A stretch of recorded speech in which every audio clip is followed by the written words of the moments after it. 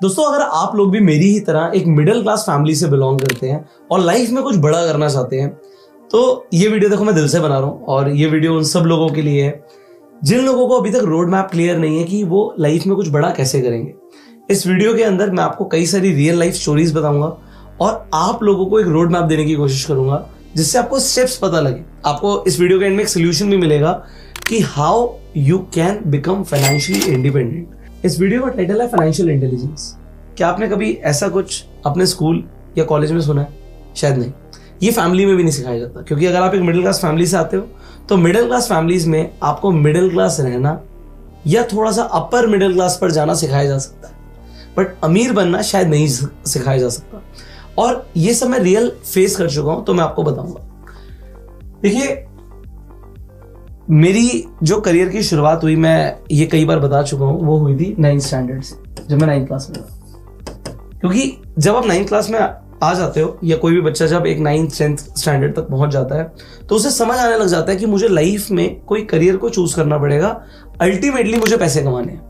अभी तक मेरे माँ बाप मुझसे झूठ बोल रहे थे कि बेटा सिर्फ पढ़ाई पर ध्यान दो। अब वो आपको एक करियर ऑप्ट करने के लिए बोल रहे हैं जिससे आप स्टेबल हो, आपको अच्छी नौकरी मिले, आप पैसे कमा पाओ। आपको समझ आने लगता है कि अल्टीमेटली आपको पैसे कमाने हैं। चाहे माँ बाप आपको बोल रहे हैं बेटा पैसे के बारे में मत सोचियो, हम करेंगे तेरे लिए, बट आपको घर की परिस्थिति दिखती है कि ultimately it is all about making money. मुझे 9th क्लास में समझ आया था, हो सकता है कुछ लोगों को ग्रेजुएशन के बाद भी ना समझ आए, तो वो आपके ऊपर है भाई। आपकी फैमिली आपके साथ है, आपको पता होना चाहिए। बट ज्यादातर लोग मिडिल क्लास फैमिली से आते हैं जो ये वीडियो देख रहे हैं। ऐसा मैंने क्या किया 9th स्टैंडर्ड में जिसने मेरे माइंडसेट को थोड़ा सा शिफ्ट किया? मैंने किताबें पढ़नी शुरू करी। सच बताऊं, उससे पहले मैंने किताबें नहीं पढ़ी थी। जो मैं 8th क्लास तक पढ़ता था वो बस ट्यूशन में डांट के या स्कूल में टीचर्स बोल के जो पढ़ा देते थे बस वही पढ़ता था। खुद से कभी किताब पढ़ूं ऐसा नहीं हुआ था। 9th क्लास से मैंने पढ़ना शुरू किया।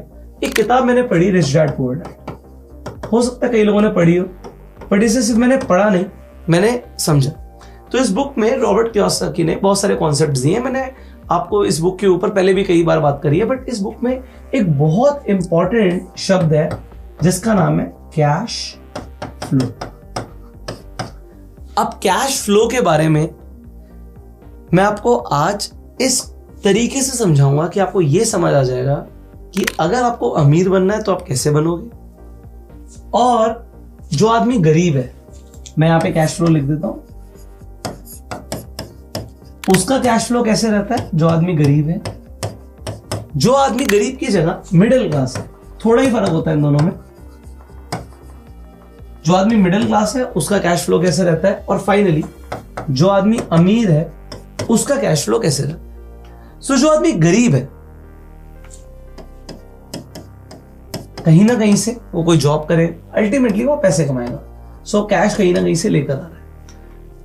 वो जॉब कर रहा है, कोई भी काम कर रहा है, पैसे कमा रहा है, और उसके बाद होता क्या है, उसके खर्चे हो जाते हैं, एक्सपेंसेस हो जाते हैं। और अल्टीमेटली क्योंकि आदमी गरीब है तो कुछ खास सेविंग्स बचती ही नहीं है। और यहां पर बात खत्म हो जाती है एक गरीब आदमी की। तो गरीब आदमी पैसे कमाता है, उन्हें खर्च कर देता है, और उसके बाद कोई सेविंग्स नहीं बचती है। जो मिडिल क्लास होते हैं वो थोड़े से डिफरेंट होते हैं, क्योंकि वो पैसे कमाते हैं, कहीं जॉब करेंगे, काम करेंगे, व्हाटएवर दे आर डूइंग, कोई भी काम करें। अभी मैं आपको ESB और बहुत सारे और जो कॉन्सेप्ट है उन पे नहीं लेके जा रहा हूं। आपने काम किया, आपने पैसे कमाए। अब यहां पर दो चीजें होती हैं, एक तो खर्चे तो होते ही, दूसरा यहां पर कुछ लायबिलिटीज होती है। जैसे कि मैं कहता हूं EMI है, कोई गाड़ी की किस्त होगी, कोई घर की किस्त होगी, कोई फोन की किस्त होगी, आपकी EMIs है। और EMIs के बाद लास्ट में सेविंग ज्यादा बचती नहीं है मिडिल क्लास फैमिलीज में भी। तो बस आपका कैश फ्लो कुछ इस तरीके से चलता है। तो अभी तक आपने कुछ ऐसे ही देखा होगा अपने आसपास भी, कि जो आदमी गरीब है पैसे कमाता है, खर्च कर देता है, सब खत्म। मिडिल क्लास वाला जो आदमी है वो थोड़ी सी लायबिलिटीज और इकट्ठी कर लेता है, थोड़ा सा शो ऑफ दिखता है उसका, बट है वो भी गरीब ही। मिडिल क्लास फैमिलीज, आप मिडिल क्लास बोलते हो, फैंसी वर्ड लगता है, बट वो अमीर बनना नहीं होता। जो अमीर आदमी है उसका कैश फ्लो कैसे होता है इसे समझते हैं। जो आदमी अमीर होता है उसका कैश फ्लो स्टेटमेंट थोड़ा सा डिफरेंट होता है। मैंने सबसे पहले लिखा है जॉब। आपको कहेगा यार रिच डैड पुअर डैड में बोला गया है ESBI जो जॉब करते हैं वो तो सिर्फ 10% पैसे ही कमाते हैं। मैं उसकी बात नहीं कर रहा, बात मैं ये कर रहा हूँ जॉब करके भी आदमी अमीर बन सकता है, शर्त उसका कैश फ्लो जैसे यहां पर आपने देखा उससे थोड़ा सा डिफरेंट हो जाए। पैसे आने के बाद वो उस पैसे का क्या करता है ये बहुत इंपॉर्टेंट है, चाहे वो जॉब करके अमीर बन रहा है या कोई भी काम करके या बिजनेस करके अमीर बन रहा है। तो जॉब करा, काम किया, बिजनेस किया, पैसे कमाए, अब आप उस पैसे का क्या करते हो? गरीब आदमी स्टारबक्स में जाके कॉफी पी लेता है। आप कहोगे गरीब आदमी स्टारबक्स में कॉफी पीता है, क्या बात कर रहे हो? 500 रुपए की कॉफी गरीब आदमी कैसे पिएगा? फर्क है, या तो गरीब है या मिडिल क्लास है, वो जाके स्टारबक्स में कॉफी पी रहा है। आप कहोगे नहीं वहां पे तो अमीर लोग आते हैं। हाँ अमीर लोग आते हैं, बट वो पैसे कमाते ही स्टारबक्स में नहीं चले जाते। जब एक गरीब आदमी पहली बार 10,000 रुपए कमाता है, कोई जॉब करी, कहीं इंटर्नशिप करी, पैसे आए, वो सोचता है मैं नए कपड़े खरीद लेता हूं, मैं ज्यादा अच्छा दिखूंगा। मैं आपको अभी एक रियल लाइफ एग्जांपल दूंगा, आपको समझ आएगा। अमीर आदमी पैसे जब कमाता है, कहीं से भी कमाए, सबसे पहले बनाता है अपने एसेट्स। अब अगर आप रिच डैड पुअर डैड पढ़ोगे तो आपको रॉबर्ट कियोसाकी की डेफिनेशन समझ आएगी एसेट्स की। वो बोलते हैं एसेट हर वो चीज होती है जो आपकी जेब में पैसा लेकर आती है, और लायबिलिटी वो चीज होती है जो आपकी जेब से पैसा लेकर जाती है। बस इतनी सी बात है। तो एसेट वो है जो और पैसा लेकर आए। अब मैं आपको यहां पर एक वीडियो दिखाता हूं, आप पहले ये वीडियो देखिए। I bought a house. How is that possible? You're 12. It's my money, but like under my dad's name. What's your name? Jack Doherty. Jack? Jack Doherty. Jack the Ripper. Thank Jack, you. Yeah. are you still in school? Yeah, I go to public school. You go to school still? Yeah. Let me ask you a question, Yeah. and I want you to be honest with me. Yeah. How much money have you made from YouTube at 15 years old? Take a guess. I'll say higher or lower. Okay, great. Wow, you've been PR trained. You've been media trained. If you bought a house, where do you live? New York. Okay. Man, where Where in in No, New- not in Long Island. But the house isn't in Long Where Island. in Long Island? Where'd you buy the house, kid? I'm in like Tennessee or something. I'm not sure. You bought a house in Tennessee. Why? Because Randomly? that's where like the ROI is the highest. ROI. What, kid? Return on investment. Who are you? Yeah. What's your current CPM? Like 7. You got. How does he know what that I don't is? even know what that means. How do you bro. know? Who are you? All right, listen. Yo, look at God, my boy. $500,000. Higher. You've made more than this 15-year-old kid has made more than $500,000. $882,000. A little higher. अब आप इस बच्चे से inspire हो गए होगे कि यार ये बच्चे ने अपना घर खरीद लिया, इतने पैसे कमा लिए, यूट्यूब से कमा लिए। इंपॉर्टेंट ये नहीं है, मैंने आपको ये वीडियो इसलिए नहीं दिखाई, मैंने इसलिए दिखाई है कि उस बच्चे को ROI रिटर्न ऑन इन्वेस्टमेंट का मतलब पता है। उस बच्चे को ये पता है कि पैसे कमाने के बाद खर्चा नहीं करना। उसने गाड़ी नहीं खरीदी, उसने फरारी नहीं खरीदी, उसने घर खरीदा, एक प्रॉपर्टी खरीदी, और घर खरीद के भी उसे पता है रिटर्न ऑन इन्वेस्टमेंट क्या होता है। तो कहने का मतलब है फाइनेंशियली इंटेलिजेंट वो आदमी है जिन्हें इन कॉन्सेप्ट्स का मतलब पता है। अब रॉबर्ट कियोसाकी के अकॉर्डिंग घर लायबिलिटी होती है उनके अकॉर्डिंग, बट वो ये तब बोलते हैं जब आप उसी घर में रह रहे हो। अगर आप उस घर को कुछ टाइम के बाद बेचने की सोच रहे हो तो आपने अभी इन्वेस्टमेंट करी है, ROI के बारे में आप सोच रहे हो कि कल को ये और महंगा बिक सकता है। सो पॉइंट इज सिंपल कि अगर आप फाइनेंशियली इंटेलिजेंट हो तो आप पैसा कमा के उसे खर्च करने के बारे में नहीं सोचोगे, आप उससे एसेट बनाने के बारे में सोचोगे। अब ये तो हुई एक वीडियो जिसमें कोई बाहर का आदमी बात कर रहा है। मैं आपको एक रियल लाइफ एग्जांपल देता हूं। मेरे ऑफिस का एक बहुत अच्छा लड़का है जिसने अभी हाल ही में जॉब छोड़ दी है। तो वो मेरे यहाँ जो भी काम करते थे, मैं आपको बस इतना बताऊंगा कि उन्होंने किया क्या। सो उनकी सैलरी थी 50,000 रुपीज इन माई ऑफिस। वो जो भी पैसे कमा रहे थे, मैंने एक वीडियो में इससे पहले भी उनका जिक्र किया है कि उन्होंने क्या किया, वो वाराणसी से बिलोंग करते हैं। तो थोड़े पैसे जैसे उन्होंने जोड़े, उन्होंने बनारस के अंदर, वाराणसी के अंदर अपना एक मोमोज का स्टॉल लगाया। अब वो जॉब यहां पर कर रहे हैं, एक स्टॉल वहां पे लगाया। अपने पापा से बात करी, एक स्टॉल लगाया। मोमोज उन्हें पता है कहां से आएंगे, कहां पे बिकेंगे, और घाट के आसपास मोमोज उन्हें पता है कि बिक जाएंगे। शाम को आके उनके पापा हिसाब लेंगे। मोमोज का एक स्टॉल चला, तो हिंदी में बोले तो मोमोज का एक ठेला चल गया। एक ठेला चला, इन्वेस्टमेंट लगी होगी 10-20 हजार रुपए कुछ, उन्होंने लगा दी। एक ठेले से पैसे आने शुरू हो गए, पैसे रिकवर हो गए, एक और ठेला लगा दिया, फिर एक और ठेला लगा दिया। अब जॉब यहां पर कर रहे हैं, बट करते करते मोमोज के स्टॉल लगाते चले गए। अब मोमोज के स्टॉल लग गए, पैसे थोड़े से और जुड़ने शुरू हो गए, एक कार खरीदी। आप कहोगे अभी तो आपने बोला कार नहीं खरीदनी।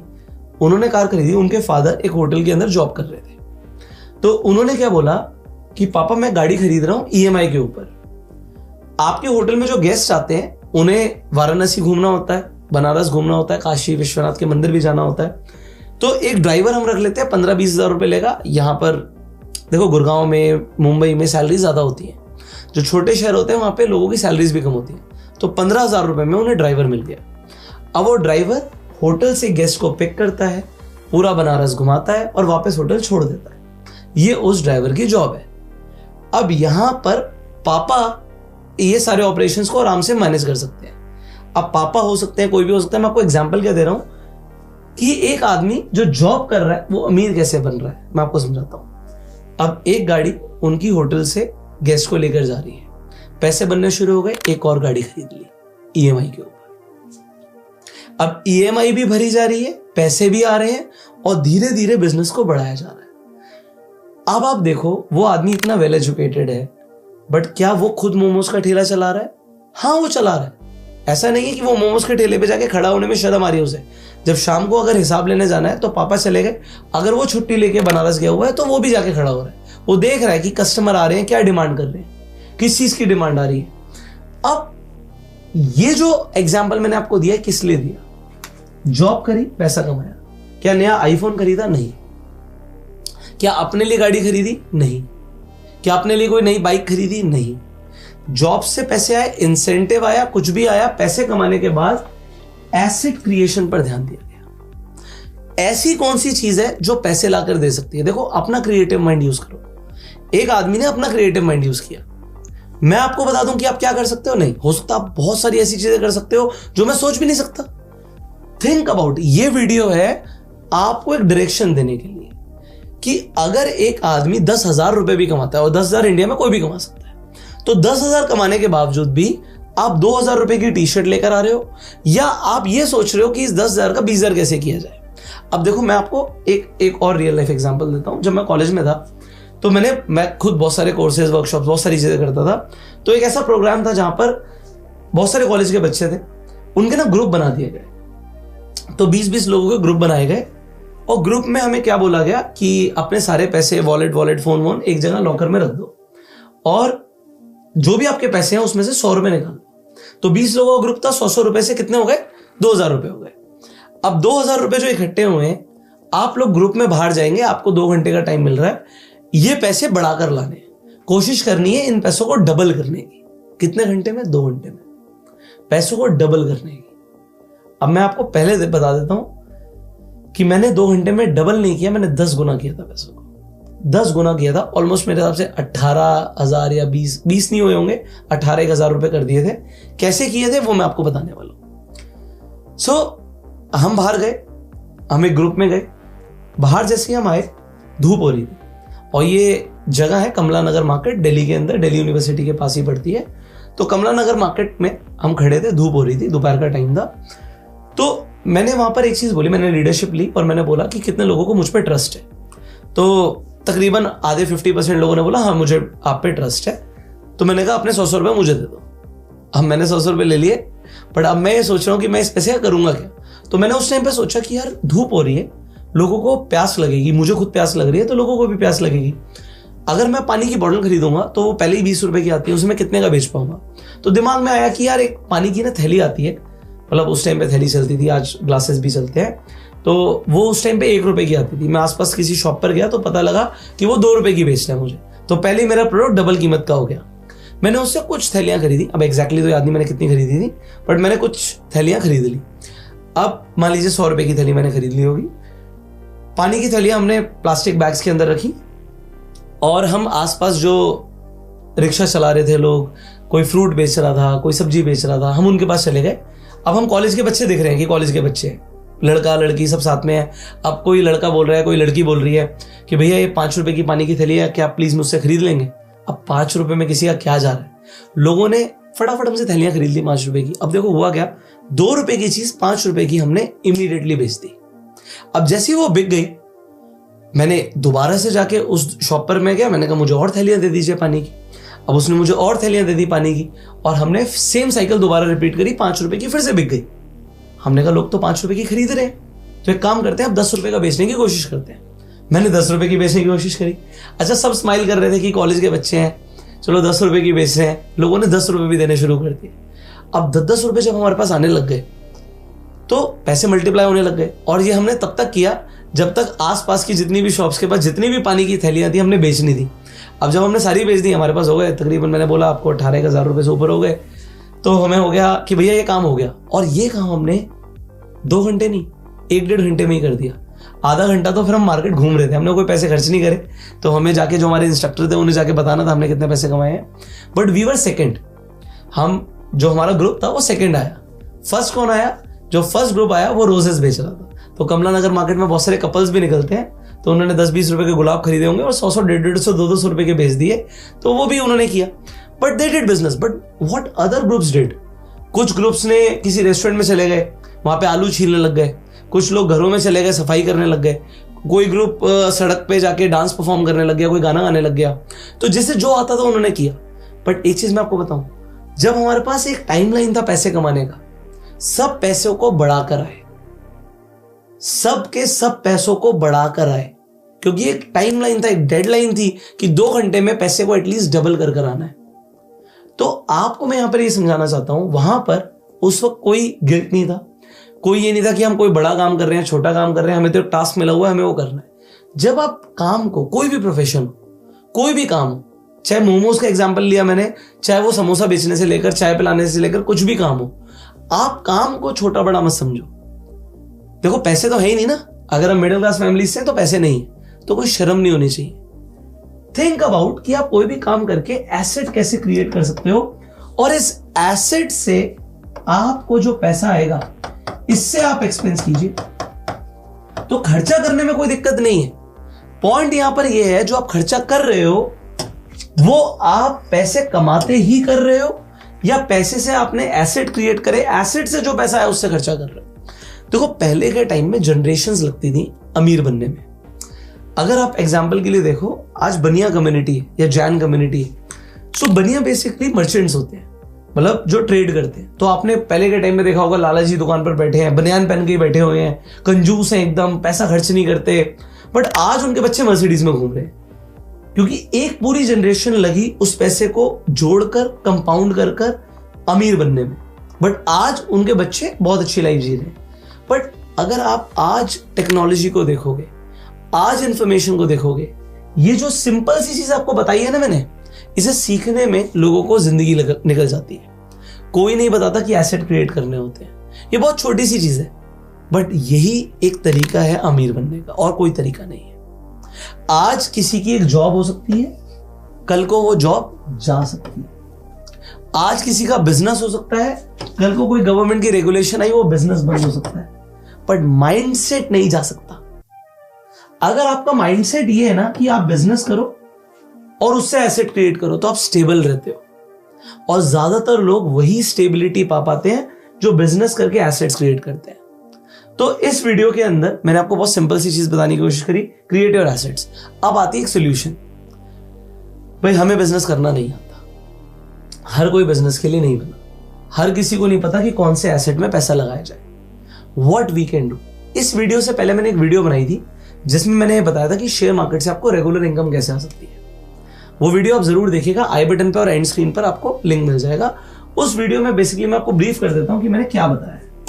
मैंने उस वीडियो में लोगों को बताई है कि आप ETF को समझो या फिर म्यूचुअल फंड्स को समझो, और आप ETF और म्यूचुअल फंड्स में पैसे लगा सकते हो, इन्वेस्टमेंट कर सकते हो, जो भी सेक्टर आपको अच्छा लगता है। अगर आप लॉन्ग टर्म के लिए इन्वेस्टमेंट करोगे तो होगा क्या कि ये आपका एक एसेट बन जाएगा, और इससे आपको डिविडेंड के तौर पर पैसे आपके अकाउंट में आते हैं, प्लस आपकी जो इन्वेस्टमेंट है वो भी बढ़ती रहती है। तो अगर आप लोग स्टॉक मार्केट में इन्वेस्टमेंट सीखना चाहते हो, वो भी फ्री में, तो हमने ना पहले से ही प्लेलिस्ट बनाई हुई है। आपको आई बटन पे प्लेलिस्ट मिल जाएगी शेयर मार्केट को स्टेप बाय स्टेप सीखने की। आप जाके सीखो। ETF के ऊपर भी प्लेलिस्ट बनाई हुई है, तो मल्टीपल प्लेलिस्ट है इस चैनल के ऊपर, आपको प्लेलिस्ट एंड स्क्रीन पर भी मिल जाएगी। अब अगर आप लोग स्टॉक मार्केट में इंटरेस्ट रखते हैं और स्टॉक मार्केट को स्टेप बाय स्टेप डिटेल में सीखना चाहते हैं, तो जो स्क्रीन पर नंबर आ रहा है इस नंबर पे आप कॉल कर सकते हैं और पूरी जानकारी ले सकते हैं। इस चैनल के ऊपर बहुत सारी प्लेलिस्ट भी हैं, उनके माध्यम से भी आप स्टॉक मार्केट को सीख सकते हैं। फाइनली अगर आपको आज का वीडियो ये समझ आ गया, पूरा आपको कॉन्सेप्ट क्लियर हो गया कि how you will become rich, अगर आपको कैश फ्लो के बारे में समझ आ गया तो कमेंट में लिखिएगा कैश फ्लो, और मुझे समझ आ जाएगा कि आप लोगों को ये कॉन्सेप्ट बिल्कुल डिटेल में समझ आ चुका है। मैं आपसे मिलूंगा अगली वीडियो में। सब्सक्राइब कर लीजिएगा, बेल आइकन पे जरूर क्लिक कीजिएगा जिससे आने वाली एक भी वीडियो आप मिस ना करें। We will see in the next video. Till then you go self made and Jai Hind.